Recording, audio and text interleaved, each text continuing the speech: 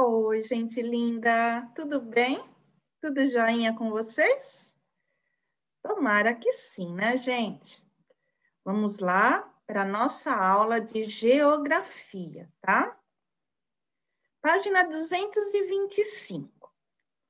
O texto é Controle Biológico de Pragas da Agricultura, né? Aqueles bichinhos que ficam querendo comer lá a plantação. Então, como é que está sendo feito o controle dessas pragas?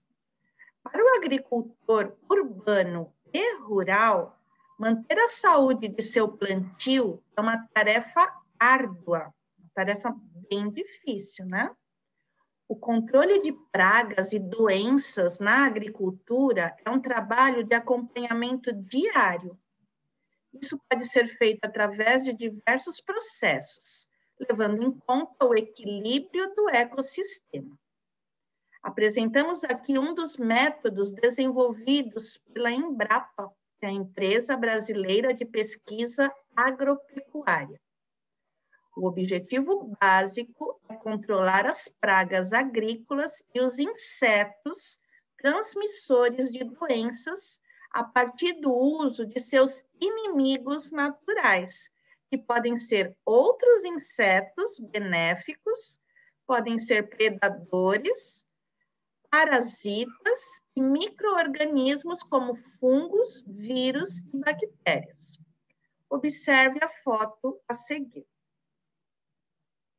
A gente já viu, por exemplo, que o sapo, né, ele é um predador, ele come insetos, então ele está ajudando a natureza nesse sentido.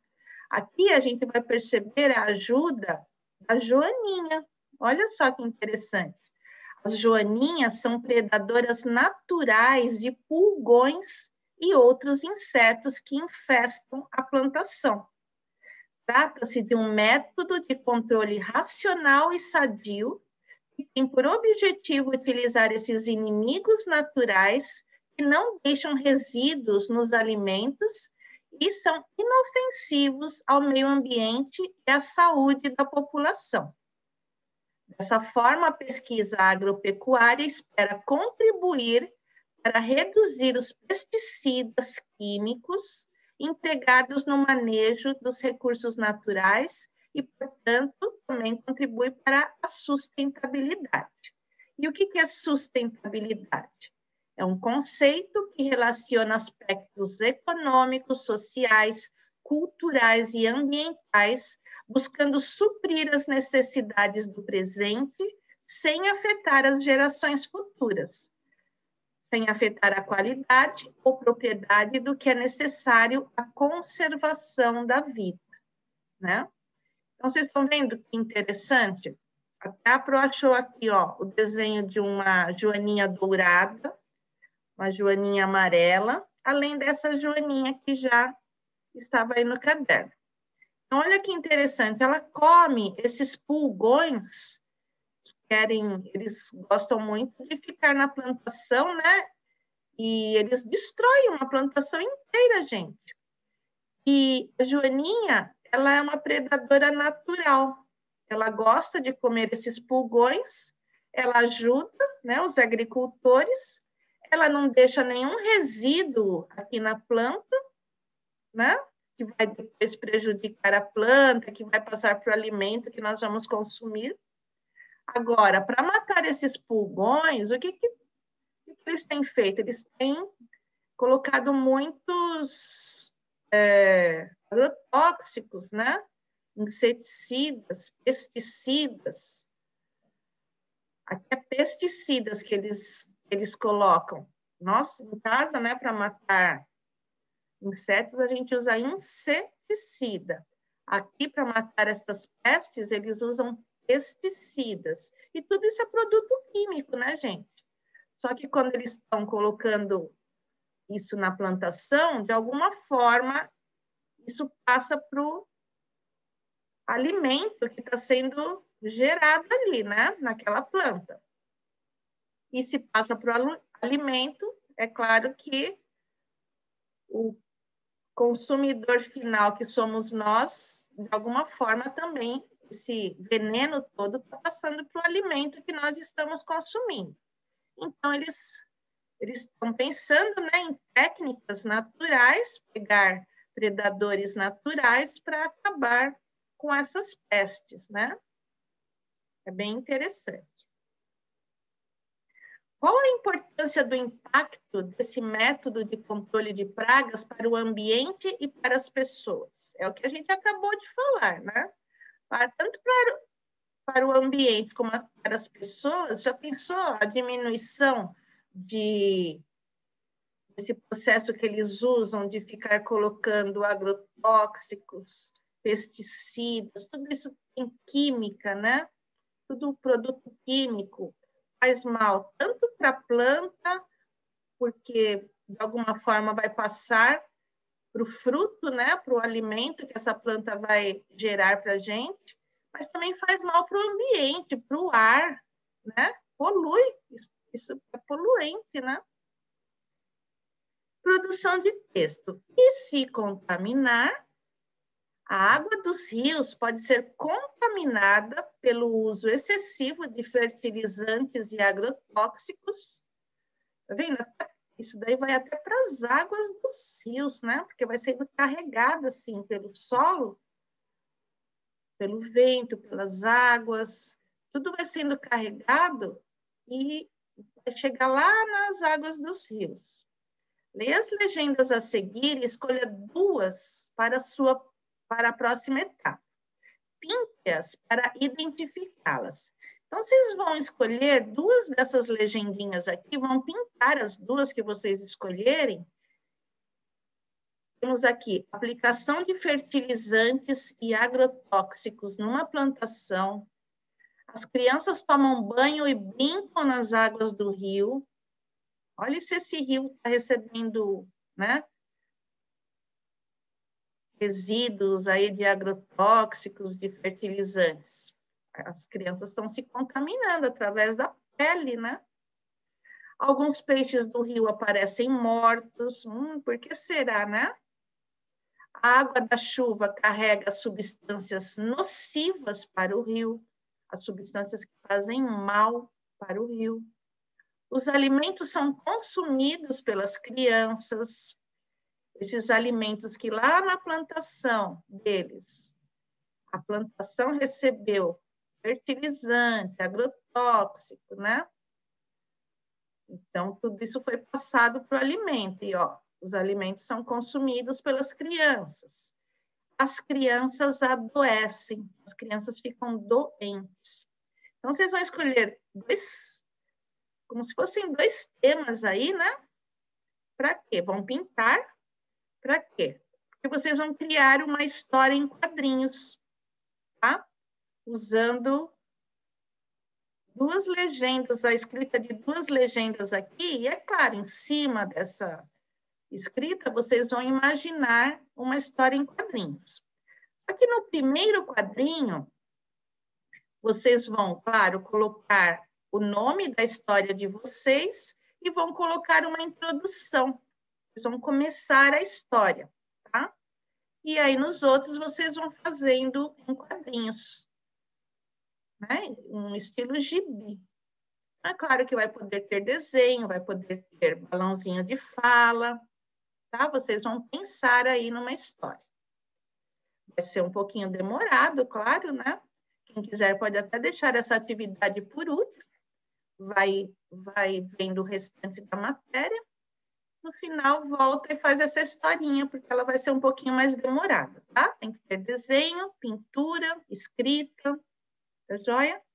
E a escolha de duas desses temas, né? Para você, a partir deles, criar a sua história. A natureza em questão, áreas urbanas, que são as áreas aqui, né, da cidade grande, onde nós moramos. Observamos ao longo dos tempos uma mudança do cenário de vivência das pessoas. Antigamente, a maior parte delas vivia nas zonas rurais. A gente já aprendeu isso, né? A maior parte das pessoas viviam lá na zona rural, plantando, colhendo, criando animais, né? Uma vida bem natural. Com o crescimento das áreas industriais, então, quando começaram a surgir as indústrias aqui, parte daquelas pessoas que estavam lá na zona rural passaram a se deslocar em direção às cidades grandes, né? Vieram aqui para as zonas urbanas, fazendo com que as relações entre os grupos humanos e o meio ambiente se alterassem, né, profundamente, afetando a vida de todos. Suas experiências. No quadro ao lado, para vocês, acho que está aí embaixo, né? Vocês vão fazer um desenho de um trecho, de um pedaço da rua de vocês. Vocês vão observar, né, a rua de vocês. Vocês vão desenhar um pedaço, destacando alguns aspectos que você considera que prejudicam o meio ambiente e a qualidade de vida das pessoas. Então, vocês vão observar bem alguns aspectos aí. Vocês acham, nossa, essa parte aqui na minha rua, ela tá, no fundo, ela está prejudicando as pessoas, está prejudicando o meio ambiente. Vamos ver o que vocês encontram aí, tá? E aí, vocês vão responder essas questões de acordo com a observação que vocês fizeram, ó. Com o desenho também, né? A partir da observação, vocês fizeram um desenho. E a partir do desenho, ó, observando o seu desenho, quais os principais problemas ambientais que você apontou que existe aí na sua rua, na rua onde você mora?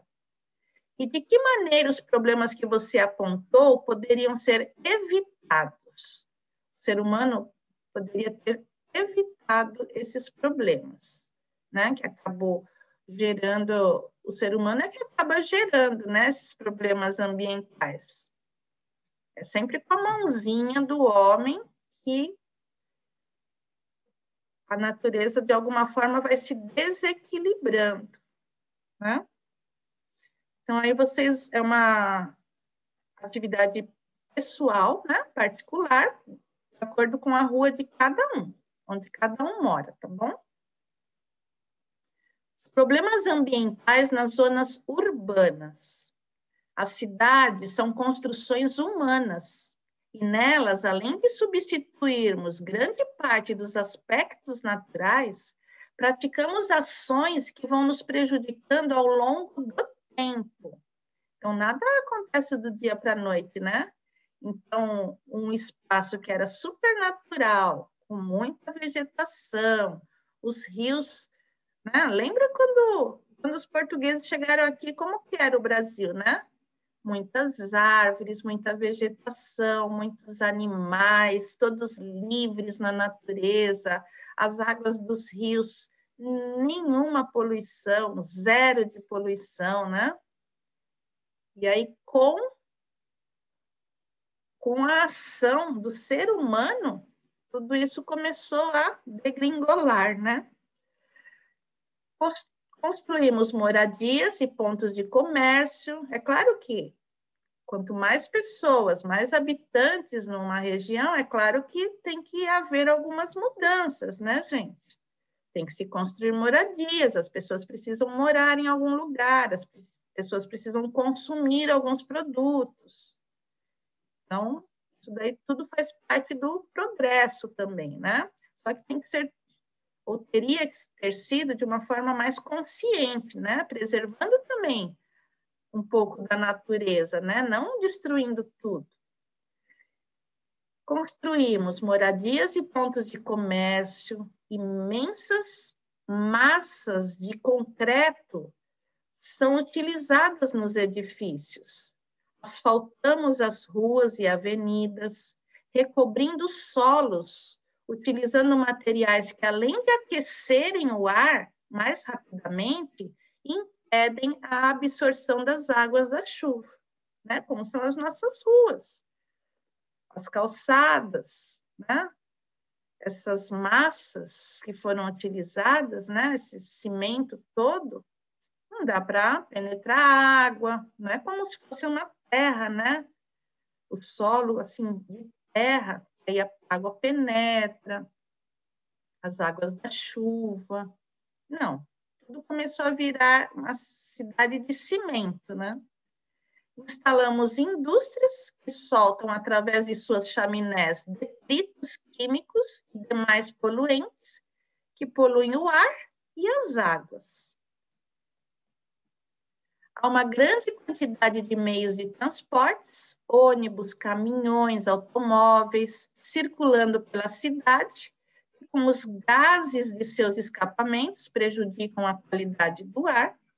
Né? Então, as pessoas, ao invés de saírem com seus carros todos os dias, se elas usassem os meios de transporte público, elas estariam ajudando a ter menos circulação aí de gases no ambiente, né? Estariam ajudando a ter menos poluição do ar.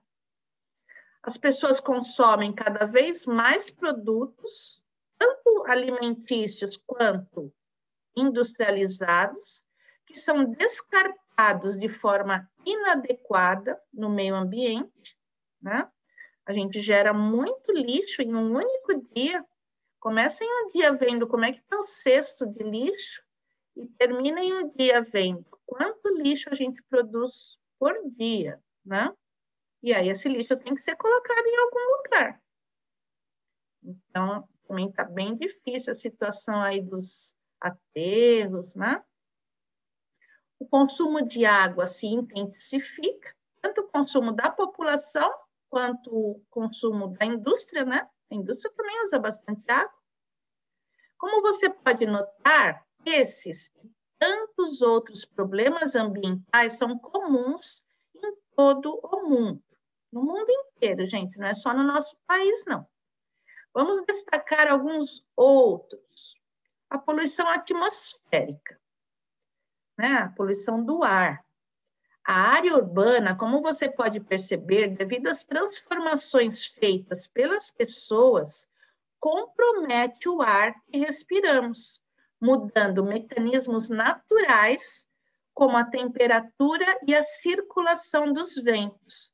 Vamos entendê-los. Então, aqui, por exemplo, ó, tem um fenômeno aí natural que se chama ilha de calor. A ilha de calor surge devido às inúmeras construções e alterações feitas na paisagem pelo trabalho do homem nas cidades. Né? Então, imagina que aqui, há muitas décadas atrás, era só vegetação, né? Muitas árvores.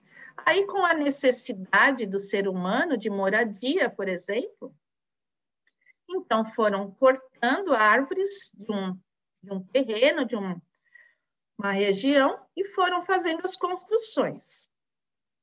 Aqui temos algumas casas, mas ainda conservaram bastante vegetação, né? Aqui não. Aqui construíram vários prédios. Olha só o que deixaram de vegetação. Pouquíssima vegetação, né? Então, o que acontece aqui, ó? Perceba que na área da cidade, essa parte 3 aqui, a temperatura fica mais alta. Esse pontilhado aqui, gente, está querendo que a gente entenda como é que está a temperatura desse ambiente que está sendo mostrado aqui na imagem. Aqui, onde tem menos vegetação, a temperatura está mais alta, está bem mais quente aqui, né? E aqui, onde tem mais vegetação, a temperatura está mais baixa, porque a gente já aprendeu, né? Quanto que uma árvore ajuda a gente, né? Como ela solta a umidade, né? Então, aqui o clima fica mais agradável, a temperatura fica mais baixa, tá? Perceba que na área 3 a temperatura fica mais alta do que em áreas onde ainda há mais elementos naturais. Essa vegetação toda, né? Essas árvores. Também temos um outro fenômeno aí da natureza, que se chama inversão térmica. Nas aulas de ciências, você aprendeu que todo dia o sol aquece o ar e os solos, e que esse calor vai se dispersar à noite, já que o ar quente sobe para as camadas mais altas da atmosfera e se resfria. Esse seria o processo normal, que é o que está acontecendo aqui, ó. O ar quente sobe, ele se resfria aqui, aí ele desce já fresquinho, né? E isso vai acontecendo. O fluxo normal é esse, é um fluxo circular. Sobe ar quente, ele se resfria aqui, desce, sobe aqui, ele vai ficar quente de novo, porque os raios do sol batem aqui no solo, né? Aí ele fica quente de novo, aí ele sobe, aí se resfria, desce, e assim por diante, tá? Então, aqui, ó, o solo quente, né? Porque os raios do sol bateram aqui, aqueceram o solo, fica quente. Vai chegando a noitinha, esse ar quente sobe, vem aqui para cima, onde tem ar frio, e se renova, né? Ele vai resfriando aqui e desce de novo. E assim fica um ciclo. Porém, observe o que acontece nas cidades durante o inverno. Durante o inverno não acontece isso, por quê? Não, os raios de sol fraquinhos, né? Não esquentam o solo, não aquecem o solo, então essa parte de baixo aqui fica fria. Não fica um ar denso. Ele tem dificuldade para subir, né? E aqui no meio fica um ar quente, é como se fosse um sanduíche aqui, ó. Ar frio, e no meio um ar quente. Esse ar quente, ele fica assim, como se fosse pressionado, né? E é por isso que surge aquela camada cinza, assim, no horizonte, de poluição. Como não está tendo circulação do ar aqui, esse ar quente, ele contém o quê? Ele contém muita poluição. Ele não está se dissipando igual nesse primeiro caso aqui, em que o ar circula, né? E aí, quando o ar circula, os poluentes, eles se dissipam, eles acabam se espalhando. Aqui não, os poluentes, eles ficam nessa camada aqui, ó, do horizonte, e é por isso que a gente tem muitas doenças respiratórias, a gente tem muito mal-estar também, tá? Nessa ocasião, o ar frio fica junto à superfície e não se renova. A poluição fica no ar por vários dias, comprometendo a saúde das pessoas que o respiram, provocando ardência dos olhos e da garganta. Então, aqui a gente está vendo, né? Parece que está nublado, mas, na verdade, tudo isso aí é poluição, tá? Então, é isso que a gente chama de inversão térmica. Quando não ocorre esse fluxo normal, né? Ar quente sobe, ele se resfria, aí ele desce friozinho, aí aqui ele vai ficar quente de novo, porque os raios do sol aqueceram muito essa parte aqui do solo. Então, esse é o fluxo normal. Aqui não. No inverno, não tem sol, praticamente.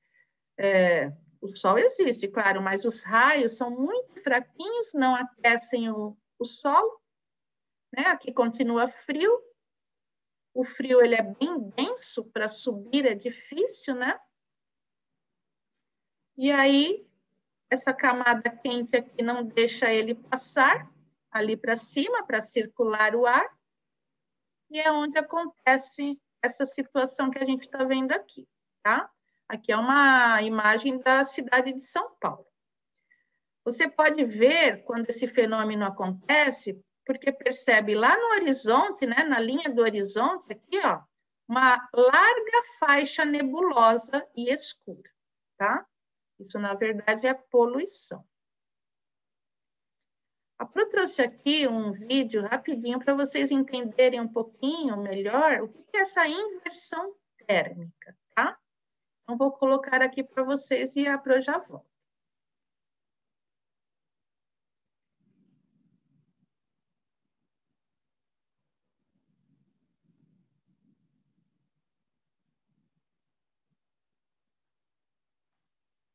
Olá, sou eu, Márcio Léo, professor de Biologia em Belo Horizonte e te trouxe aqui sobre os telhados na minha cidade para que você possa enxergar um pouquinho do meu Belo Horizonte. Nesse momento nem tão belo assim porque está um dia nublado e eu trouxe uma cena que não é das mais bonitas da minha cidade.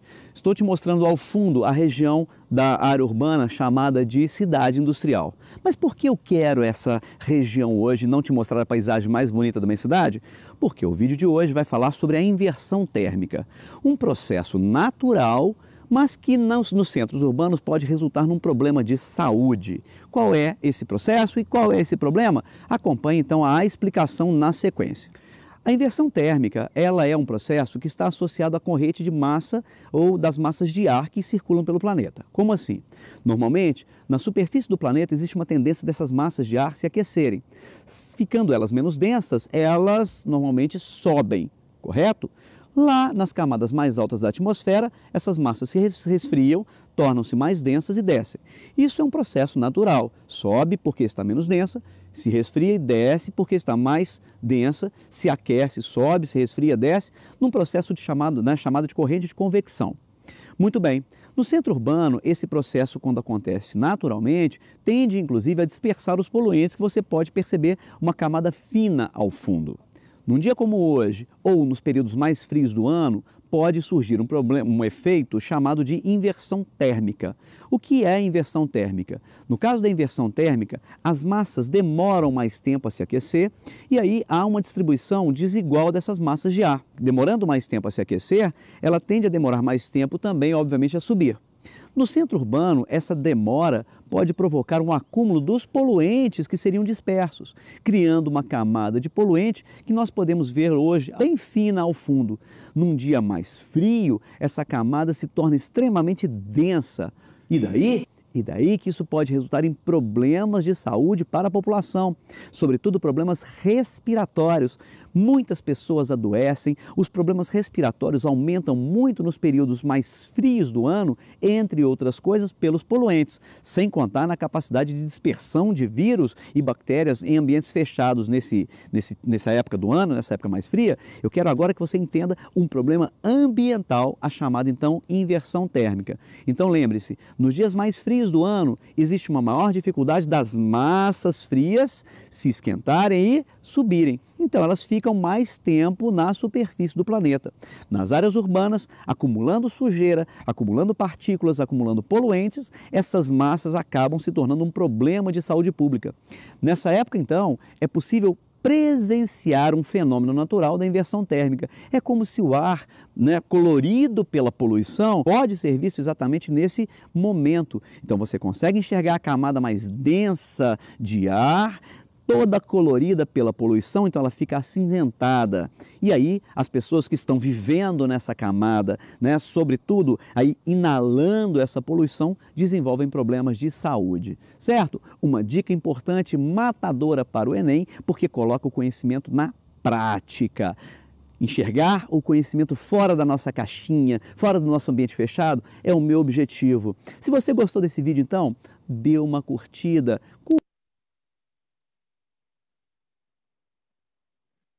Joia, né? Deu para entender um pouquinho mais, né? Sempre vocês podem pesquisar um pouquinho mais, né? Fazer pesquisas complementares sobre o que é citado no caderno, tá, gente? Aí vocês vão entender melhor o que acontece aqui no nosso ambiente, né? Temos também a questão do lixo, questão muito preocupante também, né? Nas cidades, tudo que as pessoas precisam é comprado nos estabelecimentos comerciais, como lojas e supermercados. Por isso, a maior parte das coisas vem em embalagens que são descartadas como lixo em todos os lugares, em terrenos vazios, em calçadas e até nos rios. Super errado, né, gente? Isso daqui que está acontecendo, né? Aqui não é lugar de lixo, né, gente? A gente tem que descartar o lixo nos lugares adequados. Olha aqui, esse lixão no meio de uma cidade. Imagina o quanto ele não vai trazer de doenças, porque daqui a pouco, quem que chega aqui? Baratas, ratos, insetos, né? esses animais que trazem doença para o ser humano. É comum encontrarmos vários pontos da cidade em que o lixo é descartado sem nenhum cuidado. Quando se descartam restos de alimentos, eles também permanecem no meio ambiente por algum tempo. Afinal, eles são biodegradáveis. Enquanto não são devidamente coletados, produzem mau cheiro e são infestados por ratos e insetos que transmitem várias doenças à população. Tá vendo? Tudo acaba sendo carregado aí para os rios. É claro que esse rio é um rio poluído, né? Tem um peixinho aí, ele não tem como viver, né? Com uma água tão poluída como essa. É muito triste ver um rio assim, gente. Rio deveria ser, né, bem cuidado. Antigamente os rios era para as pessoas tomarem banho, andavam de barquinho, pescavam. Nunca que um rio era assim, gente, nunca. Mas com o progresso, né, com a falta de consciência também das pessoas que não sabem descartar o seu próprio lixo adequadamente, né? Algumas pessoas, claro. Sempre tem as pessoas corretas que fazem tudo direitinho, né? Mas todo mundo deveria ser assim, né, gente? Vamos ver aqui. A Pro trouxe também um vídeo para vocês entenderem melhor essa questão, tá? Vamos assistir.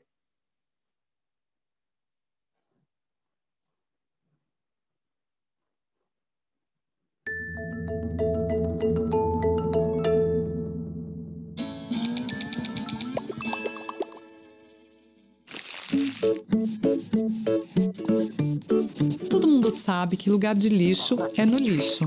Quer dizer, quase todo mundo. Mas será que sabemos mesmo onde é o lugar do lixo? Este é o lixo que geramos. E quando jogamos fora, termina a nossa responsabilidade e ele desaparece como mágica, certo? Errado. Ele não desaparece como em um truque. E a responsabilidade pelo que acontece depois também é nossa. Sim, quando está todo misturado, o lixo é levado para o aterro sanitário ou ainda para lixões. Só que temos dois problemas. Primeiro, no Brasil, os lixões estão proibidos por lei, porque causam graves danos ao meio ambiente e à saúde. Segundo, os aterros sanitários estão cada vez mais lotados e logo não haverá mais espaço para tanto lixo. Mas a boa notícia é que isto não é lixo. Pois é, eles são resíduos. Lixo é o que não serve mais para nada, mas os resíduos ainda têm muita vida, ainda têm muito valor. Eles só precisam ser separados. Isso é coleta seletiva, ou seja, a separação dos resíduos entre secos, úmidos, perigosos e rejeitos, no próprio local onde são gerados. Começando pelos resíduos secos, que são os papéis, plásticos, vidros e metais. Uma figura muito importante aqui é o catador de materiais recicláveis. Ele é um prestador de serviços ambientais. Seu trabalho é recolher, selecionar e encaminhar os resíduos secos para os centros de triagem, onde são separados para as diferentes indústrias de reciclagem. E tudo isso reduz a exploração de mais recursos naturais. Depois, temos os resíduos úmidos. Pelo menos metade do que jogamos fora são restos de alimentos crus ou já cozidos. Eles são um dos maiores responsáveis pela lotação dos aterros. Uma primeira forma de evitar isso é evitar o desperdício. E o que for descartado, levar para uma composteira caseira para virar adubo orgânico e ser usado em plantas e hortas domésticas. Agora chegamos aos resíduos perigosos. Dentre eles, podemos destacar as pilhas, baterias, lâmpadas fluorescentes, produtos eletroeletrônicos e seus componentes e medicamentos. Eles são perigosos, pois contêm substâncias altamente tóxicas quando em contato com o meio ambiente. E aqui a responsabilidade não é só de quem consome, mas também de quem produz. Por isso foi criada a logística reversa. Isso quer dizer que os fabricantes são responsáveis pelo destino final de seus produtos, garantindo assim que os resíduos perigosos não contaminem a terra, a água e o ar. E os consumidores devem descartá-los nos locais de coleta, planeta, nunca no lixo comum. Por fim, chegamos aos rejeitos. Eles são os resíduos que não temos como reciclar e deveriam ser os únicos a irem para os aterros sanitários. Lá, eles são enterrados e tratados, e no final, o local do aterro pode ser recuperado. É fácil perceber que a solução está na mão de todos, do governo, das empresas, dos catadores e com a população. Isso é a responsabilidade compartilhada. No Brasil, existe uma nova lei que garante a boa gestão dos resíduos. E quem não fizer a sua parte pode ser multado por crime ambiental. Assim, se informar, estar atento e cobrar as autoridades é muito importante, pois essas mudanças não podem esperar, sabe? Bom, quase todo mundo sabe. Recicle seus hábitos e mude suas atitudes.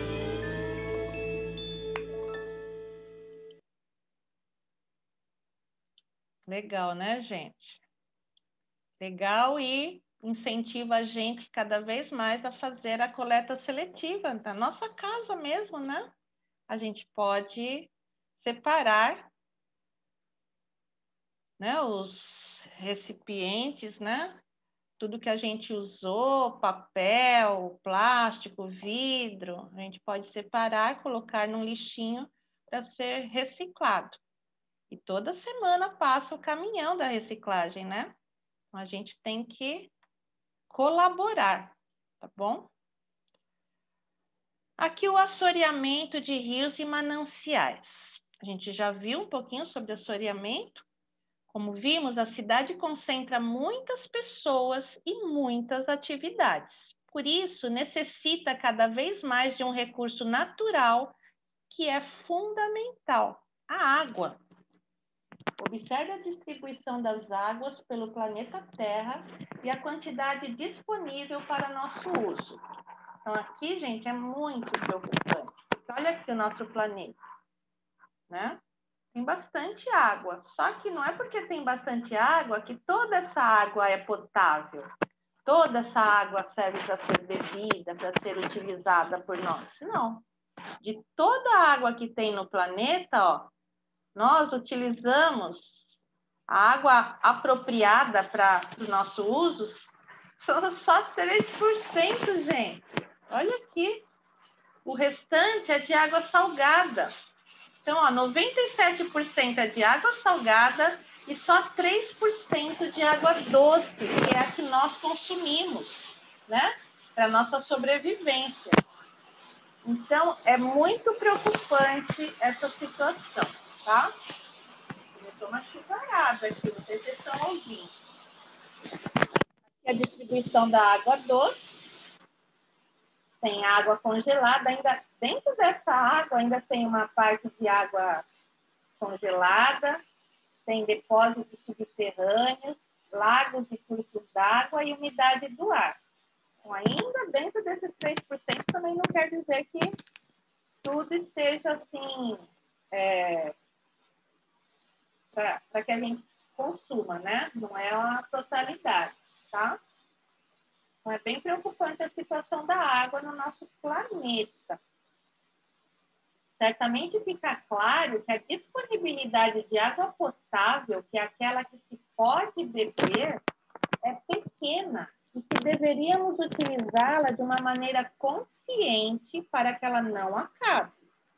No entanto, já vimos que sua preservação é precária no ambiente rural, mas é ainda pior o que ocorre nas cidades, aqui no ambiente urbano, tá? Muito desperdício de água, né?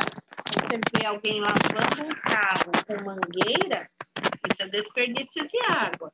Quando vê lavando o quintal com mangueira, é desperdício de água. Quando vê um homem fazendo a barba com a torneira aberta, é desperdício de água. Quando vê alguém escovando os dentes com a torneira aberta, é desperdício de água, tá?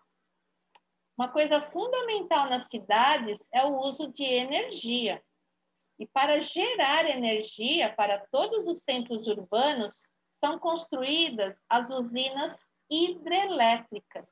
Tudo que vier com esse comecinho na palavra de hidro, tem relação com água, tá?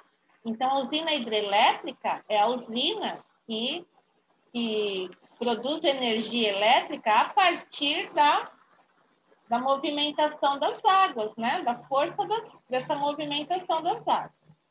Elas são construídas nos rios, formando represas que alagam áreas enormes, fazendo com que haja grande perda de fauna e flora, além dos solos que eram ocupados por diferentes tipos de vegetação. Então, para construir também essas hidrelétricas, eles acabam prejudicando ali aquela área também, né? Tudo isso para quê? Para gerar energia para as pessoas.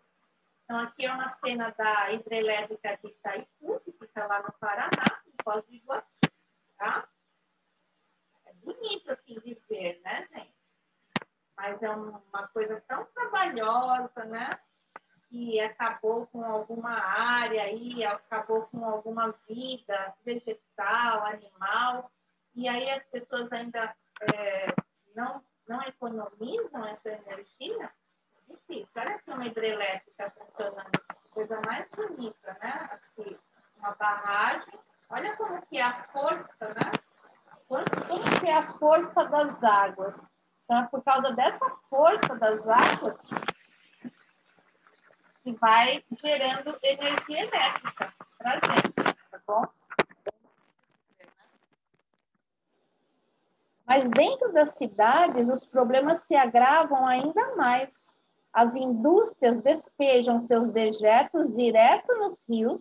Então, tudo aquilo que a indústria não vai mais usar são os dejetos, não tem mais, não dá para usar para mais nada, né?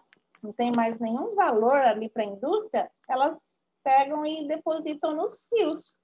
Os esgotos vindos das casas, né, das nossas habitações, também são lançados nos rios, e grande quantidade de lixo é levada pelas chuvas. Tudo vai para os rios, gente. Isso acaba por provocar o assoreamento dos rios e a contaminação das águas dos mananciais, né, onde a água era toda pura, né, acaba se contaminando, gerando enchentes constantes que alagam bairros inteiros e reduzem as condições de utilização dessas águas. As enchentes deixam muitas pessoas desabrigadas. Olha aqui, quando um rio, por exemplo, transborda, né? Olha a enchente que causa. Ou por outras situações também, né? Bueiros entupidos. Aqui essa enchente é na cidade União da Vitória, também no Paraná. Olha aqui o estrago que faz, né, as enchentes. Olha quantas pessoas ficam prejudicadas. Essa água toda, gente, é claro que tem urina de rato, traz um monte de doenças para as pessoas. É uma vida muito dura quem mora em região assim, que tem enchente, né? Mas você vê que tudo isso tem, para ter essa consequência, né? Teve uma causa para tudo isso, tá? Além dos problemas que observamos até aqui, existem nas cidades problemas menos perceptíveis. Você acaba não percebendo, por quê? Porque você já se acostumou com eles. Comece a prestar atenção. Temos poluição visual, né? Quando tem muitos elementos assim para a gente olhar, né? Olha só, onde você olha, você vê cartazes, muita iluminação. Então, aqui em Nova York, nos Estados Unidos, lá tem bastante poluição visual, tá? E também a poluição sonora, né? Muito barulho, barulho de avião, barulho de britadeira ali no chão, né? Os trabalhadores usando, barulho de moto, de carro, barulho de buzina, barulho de sons, assim, de shows, né, muito alto, às vezes até na própria vizinhança, né, alguém está fazendo uma festa e aí põe o som lá no último volume. Tudo isso prejudica muito a nossa audição, né? Prejudica também a nossa saúde de uma forma geral, porque a pessoa fica irritada, né? Então, aqui está mostrando os níveis, né, de ruídos, tá? Para vocês também analisarem. Então, gente, por hoje é isso. Espero que vocês retomem aí. Sempre que vocês tiverem curiosidade em saber um pouquinho mais sobre os assuntos, vão lá na internet fazer uma pesquisa complementar, tá bom? Para vocês se inteirarem desses assuntos que estão acontecendo no nosso planeta, né? A gente faz parte de tudo isso, tá? E a gente tem que saber também como colaborar para melhorar essa situação, tá? Então é isso, gente. Um tchauzinho e um beijinho da Pro. Até a próxima aula, tá bom? Bye, bye.